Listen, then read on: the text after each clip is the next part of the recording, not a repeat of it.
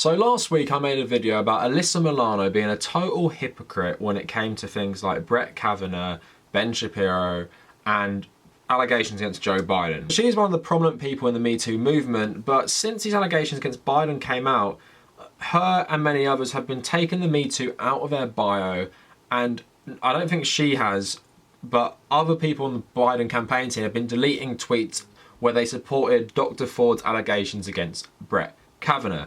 Now, she has come out on a radio show and said why she hasn't addressed Biden's allegations. Why does she not believe Tara Reid? Why would you believe Dr. Ford but not believe Tara Reid? So I know a lot of people just want to hear the audio, so here you go. This is about a 4-minute clip. Maybe I'll cut it down. Warning, the host is super annoying. I wanted to just reach into the radio and do something to make him shut up, but here we go. We're going to listen to the whole thing and then we'll dissect it. Alyssa, the other night, I logged on to Twitter, and typically my Twitter experience these days is I go on and I look at what's trending just to see, okay, it's basically a way of telling me what people are talking about. And you were trending. Right. That's how I do it too. Yeah. What did you do that you were trending? So it's actually quite a serious reason, Okay. I think. Okay. So I endorsed Joe Biden. Okay, good. And there have been accusations against Joe about a sexual assault. Right, and people were And saying, "How can you do that?" Because you're. I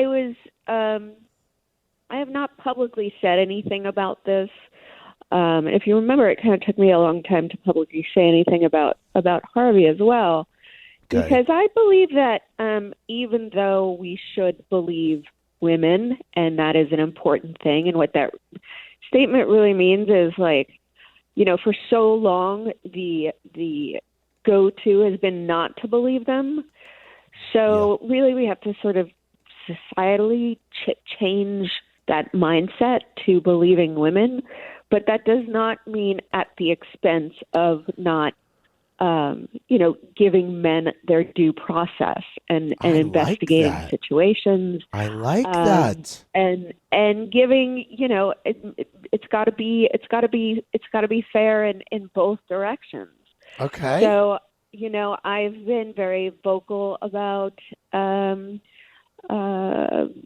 Biden and my support for him. I've known him for a long time, and I did do my due diligence because part of it was that, and the article that sort of stood out to me was that Time's Up decided not to take the case. And so, that was important to you. That meant, well, maybe there's more to this story here. Right. I did my work, and I spoke to Time's Up, and I just don't feel comfortable throwing away a decent man that I've known for 15 years. Yep. In this time of complete chaos without there being a thorough investigation. Yep. I'm sure that mainstream media would be jumping all over this as well if we weren't in a pandemic. If there was more credible, if there was evidence if they found more evidence or through their investigation. So I'm just kind of staying quiet about it. And because I'm staying quiet about it, you were getting dragged on Twitter by Bernie Bros. Right. They're calling me hypocritical for and saying that I'm a fake feminist and all of this stuff. And I'm still trying desperately to stand back and be sort of objective about this, because I don't want this to, I sent the Me Too tweet over 2 years ago. I never thought that it would be something that was going to destroy innocent men, right? Like, we don't want that to happen either. So we have to find this balance in the Believe Women movement, and also giving men their due process and realizing that we're destroying lives if we publicly don't go through the right steps in order to find out if an accusation is credible or not. So there you go. There is her explanation. I'm just going to read some tweets before I give my own opinion. So Crystal Ball said, incredible. Alyssa Milano says she assumed that mainstream media would cover Tara Reid if her claims were credible, and that we have to find a balance in the Me Too movement and believe women. Don't remember those caveats before. And she says, Bernie supporter, right? And obviously she's saying basically because you're a Bernie supporter, you care about rape allegations and I don't. So Anna Kasparian says, Bernie supporter and a woman of principle, yes. For some of us, sexual assault allegations should be taken seriously, even when it's not politically convenient. Brianna Joy Gray says, bold of you to admit that you only care about sexual assault allegations about people you disagree with politically. This is truly some of the ugliest and most demoralising, sexist, hypocritical BS I've ever witnessed in my life. And as a woman, I'm enraged. As an ethical human being, I'm enraged. So I'm going to break it down. So on the surface, she might think she is making a compelling argument that you should not destroy the lives of men just because they had an allegation against them, right? So in the news lately, there's obviously Johnny Depp. So Johnny Depp had allegations against him, came out that he was actually the one being abused by his girlfriend Amber Heard.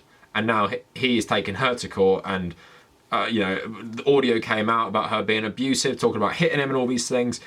But the thing is, that is sort of a minority case, and the Tara Reid story is very credible, not only because, it takes a lot to come forward for these women. So the Believe Women angle is that these women often come out and they have nothing to gain from doing it, apart from stopping their abuser or assaulter getting to more power, right? And the climate changes so they feel like they can step up and say something. If you guys want a really good insight into this, please listen to these podcasts. One is called Chasing Cosby, which interviews all these women who were raped by Bill Cosby. There's another one called, I forgot its name exactly. It's about Jeffrey Epstein, which is pretty similar. And it talks about all these women who stayed silent for years and they finally wanted to come forward after they saw someone else do it. And they felt like it was time to hold these people to account. And the problem is with the evidence, right?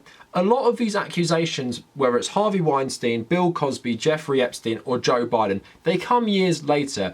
But the other thing is, Jeffrey Epstein, Harvey Weinstein, and Bill Cosby have been convicted without physical evidence. So there is no one, in a lot of these instances, not in all the cases, but in a lot of these cases, there is no one who has watched this happen. There is no security footage. What there is there's witness testimony which is corroborated by people they told at the time. Yeah? And there's enough evidence of these people's character and circumstantial evidence which proves their guilt. And they have a pattern. So Jeffrey Epstein, multiple people came forward, multiple accusations, definitely a pattern. Bill Cosby literally does the same thing to so many women, all come forward, he's convicted. Harvey Weinstein is the same. Joe Biden also has multiple allegations. The Tara Reid is the most serious one. He has multiple allegations. You can even see on camera him being super, super creepy.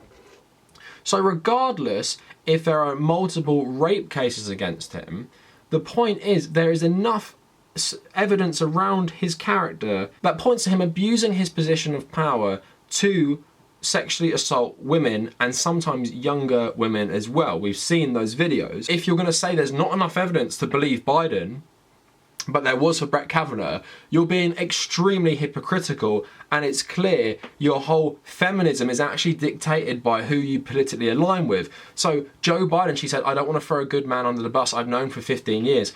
That should be totally irrelevant. When you hear that story, you read that story from Tara Reid, you read other allegations about him being inappropriate, you watch the videos, come to your own conclusion that and try and believe this man is not a predator.